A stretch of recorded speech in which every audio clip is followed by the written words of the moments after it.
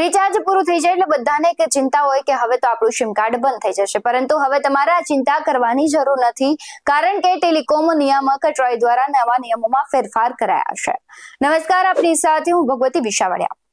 Sim card માટે ટ્રાયના નવા નિયમો આવી ગયા છે। ટેલિકોમ નિયામક ટ્રાય દ્વારા સિમ કાર્ડ સંબંધિત નવા નિયમોમાં ફેરફાર કરવામાં આવ્યા છે। ટ્રાય દ્વારા વોઇસ કોલ અને SMS માટે સ્પેશિયલ ટેરિફ વાઉચર ફરજિયાત કર્યું છે।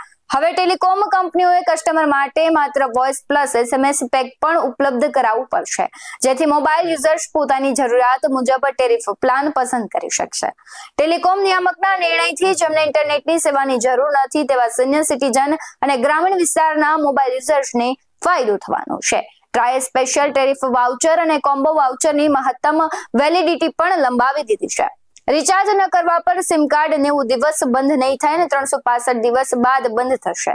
ટેલિકોમ કંપનીઓ માટે 10 રૂપિયાનું ટોપઅપ રાખવું આવશ્યક બનાવ્યું છે।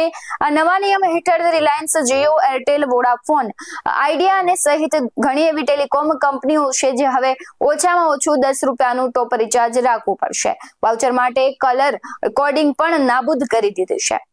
ટ્રાય દ્વારા 26 જુલાઈ 2024 ના રોજ ટેલિકોમ કન્ઝ્યુમર પ્રોટેક્શન રેગ્યુલેશન 2012 વિશે કન્સલ્ટેશન પેપર જારી કર્યા છે, જેમાં હિતધારકો પાસેથી સૂચનાઓ મંગાવ્યા હતા। તેમાં ટેરિફ ઉપલબ્ધતા માટે પસંદગી, વાઉચરની વેલિડિટી અને કલર કોડિંગ સહિત ઘણા મુદ્દાઓ સામેલ હતા। ત્યારબાદ 21 ઓક્ટોબરે કન્સલ્ટેશન પેપર પર ચર્ચા થઈ અને ટ્રાય દ્વારા ટેલિકોમ નિયમમાં ફેરફાર કરવાનો નિર્ણય લેવામાં આવ્યો છે।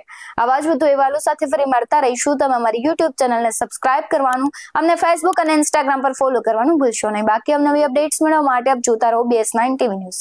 નમસ્કાર।